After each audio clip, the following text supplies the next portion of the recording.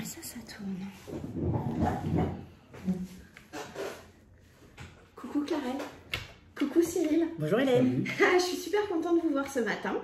Alors, on avait programmé cette petite interview. Donc, aujourd'hui, le thème que je voudrais aborder avec vous, c'est s'installer en campagne et travailler à Paris ou en région parisienne, un mode de vie publicité. Alors, pourquoi je vous ai choisi? Autant vous présenter directement parce que vous êtes le dernier couple à qui je viens de vendre une maison et vous venez donc de vous installer sur la commune de Bornel. Et avant, où est-ce que vous étiez? On habitait à Argenteuil dans le 95, ouais. Donc une assez grande agglomération du Val d'Oise. On habitait en centre-ville, ouais. Proche de la gare, dans un appartement de 68 mètres carrés. Ouais. Et on travaille chacun en région parisienne, moi à la Défense. Et monsieur juste à côté de l'ancien appartement. Eh bien oui, mais ça c'était pas prévu, donc au départ. Alors aujourd'hui, on peut dire que vous êtes bornélois et bornéloises heureux? Tout à fait. Ouais. Ouais, on est ravis. Alors en plus, on a eu la chance d'emménager en été, donc, dans une belle maison avec une grande véranda. Ouais. Donc c'est pas pour gâcher la chose.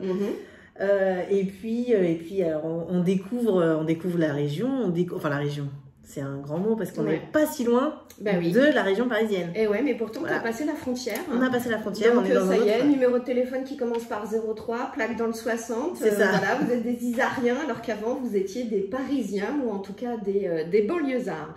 Alors justement Cyril, est-ce que tu peux nous raconter quel était ton mode de vie auparavant? On habitait dans le centre-ville, donc on faisait beaucoup de choses à pied. On allait au parc avec les enfants à côté de la maison. On faisait quasiment tout à côté de chez nous. Hein. Et pour le travail, moi, j'avais pas de permis à l'époque. Donc j'allais souvent en vélo. Tous mes travails, tout le travail que j'ai fait, c'était à vélo. Ah oui. Donc là, j'ai changé. Ouais. Ah oui, là, j'ai complètement changé. Donc ça veut dire que tu as passé ton permis? Oui. D'accord. Donc ça a été en effet un gros bouleversement. Ouais. C'était un élément essentiel pour déménager parce que c'était un projet qu'on avait et donc il était indispensable qu'il ait son permis pour qu'on puisse acheter une maison. Et on ne savait pas encore où, mais il était important que ce ne soit pas à Argenteuil. Ah ben oui.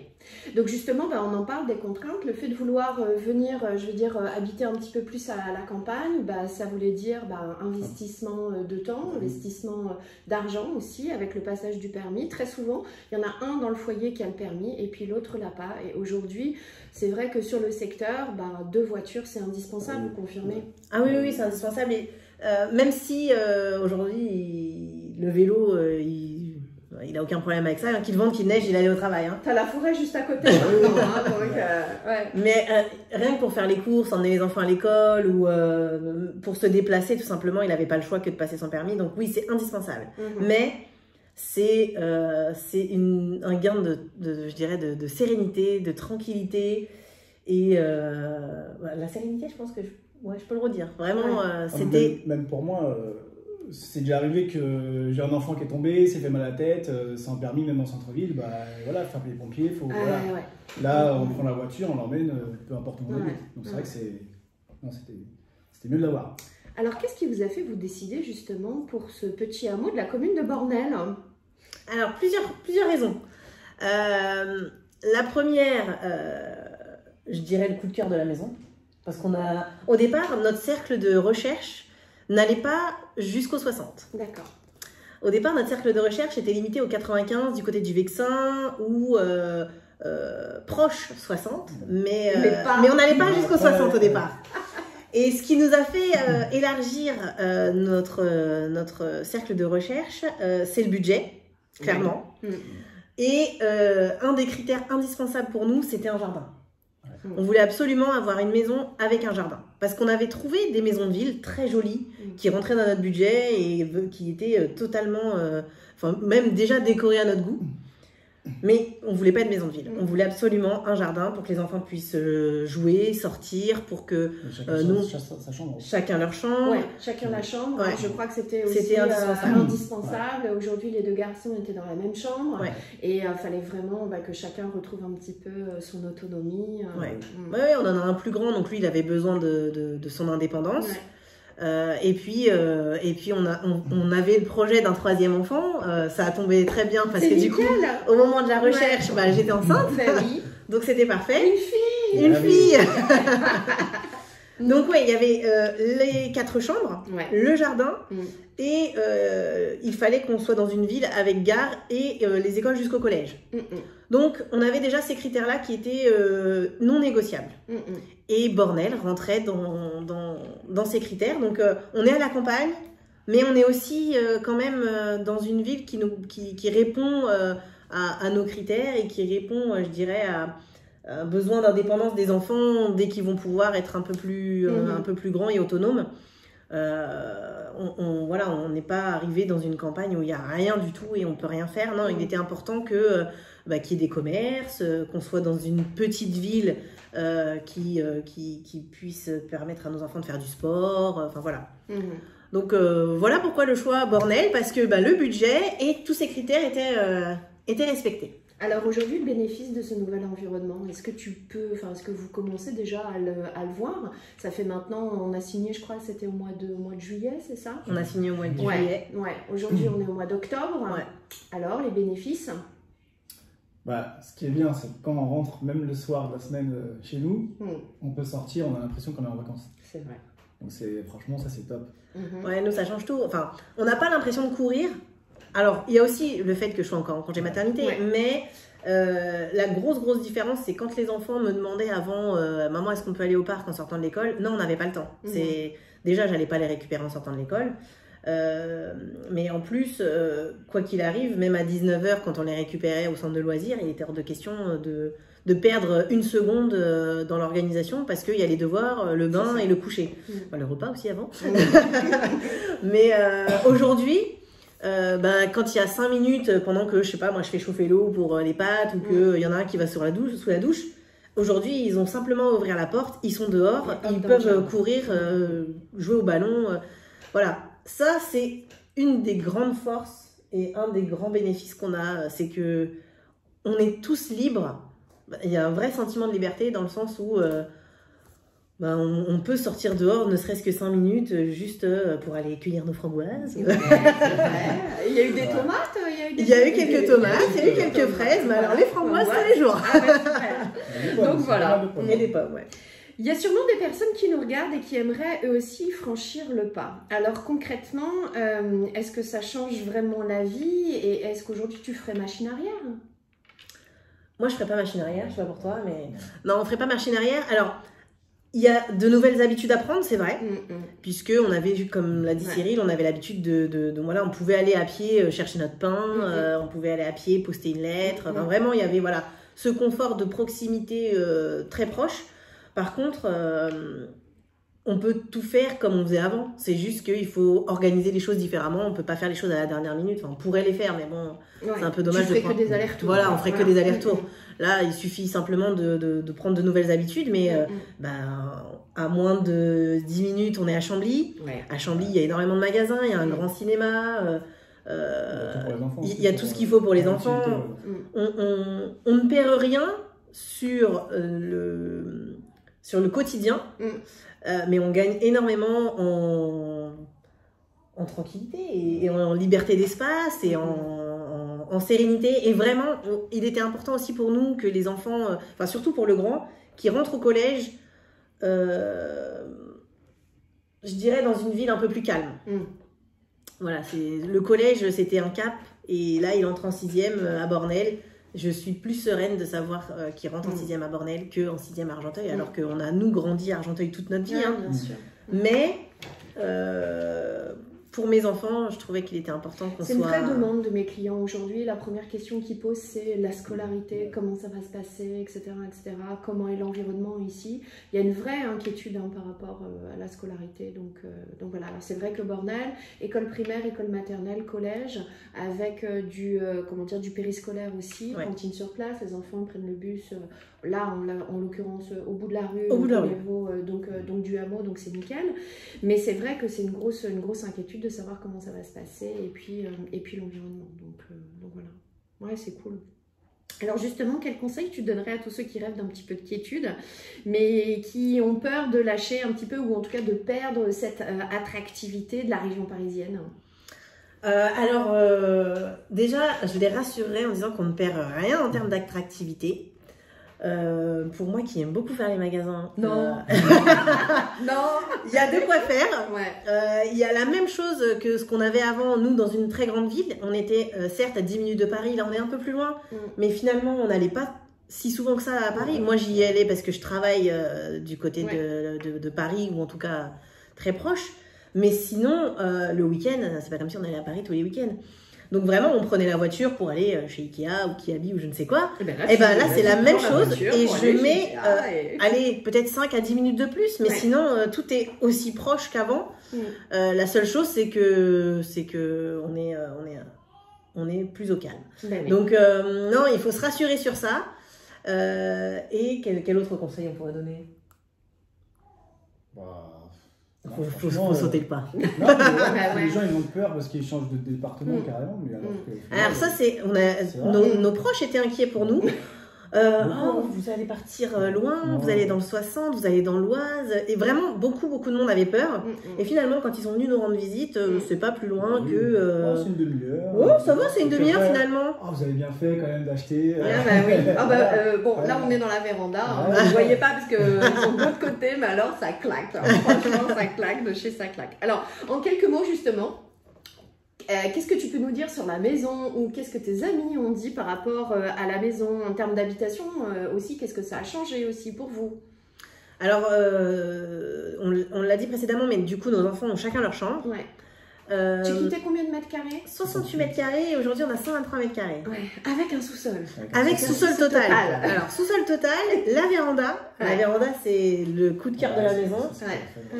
On a plein de petites terrasses dehors. C'est top. En termes d'habitation, vraiment ce qui a changé, alors déjà notre salle à manger se trouve dans la véranda, donc on a tous les jours la vue sur les arbres, la plaine, le ciel, le lever du soleil. On fera un petit cliché tout à l'heure. Voilà, donc rien que ça change tout, parce que nous la vue qu'on avait c'était sur un bâtiment et parfois même les poubelles. On était en dessous, il y avait un feu, donc il y avait les bus et la circulation toute la journée. Là en termes de silence, on est servi. Et puis oui, alors chacun sa chambre. Alors par contre ça a changé en termes de ménage. Ça. Faut être complètement honnête, la première fois qu'on a fait le ménage on s'est dit on va jamais y arriver, on va jamais voir le bout. En plus on rentre, on sort. C'est ça. Ouais. Donc oui, 68 mètres carrés et 123 mètres carrés en termes de ménage, on est quand même sur quelque chose de différent. Mais on échangerait cette maison pour rien au monde. On retournerait pas dans notre appartement parce que aujourd'hui on y est bien, quoi. On y est bien. Alors justement, pour le même budget, qu'est-ce que tu aurais pu t'acheter dans ta précédente ville? Je rappelle quand même, sans rentrer dans les détails, le budget de la maison, on dépasse les 300 000 €. Qu'est-ce que vous auriez pu vous offrir sur Argenteuil pour 300 000 €? Eh bien, pas une maison. Ou alors une toute petite maison sans jardin, avec beaucoup de travaux. Mais sinon, avec des enfants, si on regardait, ça aurait été un appartement. Nous, notre appartement nous a permis d'acheter cette maison. Et notre appartement est pas beaucoup moins cher que la maison. Enfin, on l'a pas vendu beaucoup moins cher que la maison. Donc, oui, il faut compter un appartement avec 3 chambres dans le centre-ville. Si on voulait rester, si on voulait rester à peu près, c'est ça. Sinon, si on tape sur une maison, c'est une maison avec beaucoup de travaux. Et je pense que la maison est avec 2 chambres. D'accord. Bon, alors le changement peut parfois faire peur. Est-ce que tu as des petites pépites que tu as découvertes dans la région, toi qui es une fashion addict? Dis-moi que tu n'as rien perdu de l'attractivité de ton secteur. Non, j'ai rien perdu. Alors il y a toutes les boutiques que tout le monde connaît. Et il y a plein de petites boutiques je dirais locales. Donc j'ai même une liste de petites boutiques que je n'ai pas encore faites, que je veux absolument faire. Et oui, parce que je crois que tu as un challenge par jour ou par semaine. Voilà, alors je m'étais donné ce jour, ce challenge, un jour un magasin. Bon, là pour l'instant, vu qu'il y a un petit bébé, il y a eu des jours où j'ai pas pu le faire. Tant pis, t'en feras 2. Voilà, c'est ça, je me rattraperai. Mais oui, je me suis donné ce challenge, un jour un magasin, pour découvrir la région, la ville, parce que du coup, j'ai pas encore pu voir. Alors la boulangerie, Ah, la boulangerie. Une pépite. Ah non, mais... Une vraie pépite, parce qu'en plus on part encore une fois d'un centre-ville où on avait une pâtisserie excellente. Ah ouais. Et donc c'était une de nos craintes, nous qui Ben sommes un oui, peu gourmands. oui, le niveau était élevé quand Le même. niveau était élevé, on avait du croissant au Nutella qui était divin. Et ben on est bien content. La boulangerie est très bonne, le pain est bon, les gâteaux sont bons, la viennoiserie sont bonnes. Alors là, franchement, on était ravis. Et on les a fait déjà goûter à nos proches. Ah bah, et ils nous ont tous dit, validé. Ils nous ont tous dit, ça va, vous perdez pas au change. Ah bah c'est cool alors. Pour le mot de la fin, Cyril, est-ce que tu retournerais dans ton ancien logement? Alors non. Et pourtant, je me suis rapproché. Eh ben oui, parce que tu as changé de boulot entre-temps. Avant, tu travaillais donc tu habitais dans le 95 et tu travaillais dans le 93. Et maintenant, tu habites dans le 60 et tu travailles dans le 95. Alors, tu et ferais même machine malgré arrière? ça, je le ferais pas. D'accord. Et pourtant, je suis à mon ancien appart, il est à 10 minutes en vélo. Donc non, mais non. Ah oui, 10 minutes en vélo, ça fait, oui, ça fait 3 minutes en voiture. Hein, ah, il est vraiment juste à côté. Il y avait une rue, un pont. Ah ouais. Donc non, franchement, je regrette, mais pas du tout. Pas du tout. Les enfants? Les enfants sont très heureux. Ouais. Le grand au collège, il a vraiment adoré. Ouais. Nous, on avait un peu de crainte parce que quand même c'est la 6e, on s'était dit bon, ça va être compliqué et au final, tout s'est bien passé. Et... Non, franchement. Le plus petit, a priori un petit peu plus difficile. C'est important aussi de parler de ça. Parce qu'il ne faut pas croire que tout est rose. Hein. Si ça fait peur, c'est vrai que c'est pour nous. Nous, on est prêts à faire plus de route, changer nos habitudes. Mais les enfants, des fois, ils subissent un petit peu tout ça. Et je crois que pour... alors, c'est pas le dernier, parce que maintenant, il y a la petite. Alors, c'est le dernier garçon. C'est le dernier garçon. Alors, pour lui, il a 7 ans, il rentre en CE1. Donc, pour lui, ça a été un peu plus compliqué parce que il avait tous ses copains qu'il connaissait depuis la crèche. Il a quitté un professeur avec qui il s'entendait très bien, une école qu'il connaissait, et je dirais une popularité. Mine de rien, c'était un petit garçon qui connaissait. Il était à l'école avec son frère, donc il connaissait tous les copains de son frère. Enfin voilà. Là, il est à l'école sans son frère. On lui a demandé, entre guillemets, on lui a imposé de ne plus dormir avec son frère. Avant, ils étaient tous les deux dans la même chambre. Maintenant, ils ont chacun leur chambre. Donc lui, il l'a un peu subi. Ce qui sauve un peu pour l'instant son adaptation, c'est qu'on l'a inscrit au foot justement pour qu'il s'ouvre un peu plus, et qu'il accepte un peu plus ce changement. Et alors il adore le foot, il s'est fait d'autres copains que ceux de l'école, et puis le jardin, c'est le gros point fort qui fait qu'il aime sa maison. Il aime sa maison, mais c'est vrai qu'il y a cette petite difficulté qui fait que le matin c'est un peu plus difficile d'aller à l'école, le soir un peu plus difficile de se coucher, donc c'est un paramètre à prendre en compte. Hein. Tout n'est pas rose tout de suite et pour tout le monde, donc voilà. Et pour la petite alors, comment ça va se passer dès que tu vas reprendre le boulot? Alors, déjà je ne sais pas si je vais reprendre le boulot. Ah, c'est bien ça. Alors, normalement, je dirais officiellement, je reprendrai le boulot en septembre 2022. D'accord. Si d'ici là, les choses se passent comme j'aimerais qu'elles se passent, je ne reprendrai pas le boulot. Sinon, à Bornel, je peux faire garder ma fille. Voilà, donc, assistante maternelle agréée. Donc, on a une liste d'un petit peu plus de 60 personnes. Et puis, donc, à Belle-Église, il y a une crèche qui a réservé aussi donc, des berceaux pour les habitants donc, de la commune. Donc, ça, c'est plutôt une bonne nouvelle. Donc, voilà. Donc, je ferai les démarches pour que, justement, en septembre, elle soit prise en charge si jamais je dois... reprendre le travail, sinon jusqu'à ses 3 ans à l'entrée à l'école, elle restera avec maman. Ça c'est plutôt une bonne nouvelle. Alors mot de la fin, Clarelle, et toi tu retournerais dans ton ancien logement?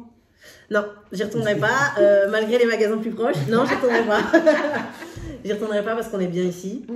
On attend l'hiver, mais comme on a une cheminée, on l'attend sereinement. En plus de ça, tu as fait rentrer du bois. On a fait rentrer du bois. Et puis il y a tes voisines qui t'ont filé un petit coup de main. Ça aussi, hein, ça c'est des choses aussi. Ça, voilà. On reste malgré tout avec des voisins à droite et à gauche, mais ce sont des voisins qui sont pas envahissants et il y a une vraie. Enfin, moi c'est ce que je trouve dans ma commune, puisque je suis bornelloise aussi. Il y a une vraie entraide. En tout cas, je suis contente que vous ayez trouvé ça à côté. Voilà. Un petit mot de la fin? Je dirais, si vous avez envie de quitter la ville pour la campagne, n'hésitez pas. Super. Merci beaucoup. Merci à toi, Hélène.